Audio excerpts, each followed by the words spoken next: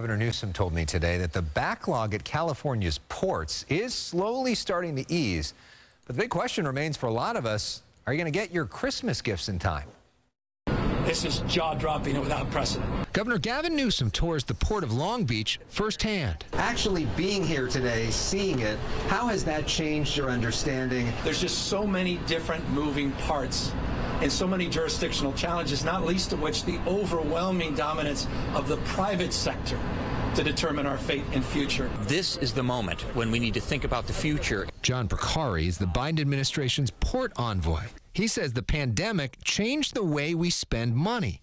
Many of us stopped spending on things like movies and concerts and vacations and instead spent that extra cash we saved on goods online. It shifted our economic priorities, which put a real strain on the ports. There's now a 20% increase in demand at the ports versus before the pandemic, which has made virtually everything you buy more expensive and slowed down the delivery of so many goods, including gifts. We are committed every day to making sure people get their Christmas presents.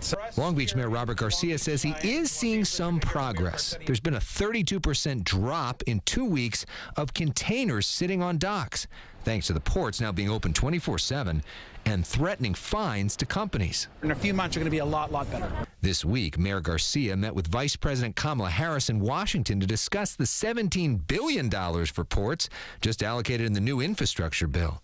He says California deserves a sizable chunk of that. In the last big bill, ports on the East Coast got way more money than resources than we did. Everything that comes into the port eventually has to go out right now on trucks. Much of that stuff eventually is taken to railways. Well, part of the long-term plan is to build railways that come directly here. We have that project ready to go. I mean, it's engineered, it's ready to go. We just need the resources. In the short term, the governor is looking to ease regulations to pick up production. There's real progress that demonstrably has been made in moving things forward, and I want to acknowledge that. There's just a lot more work to be done.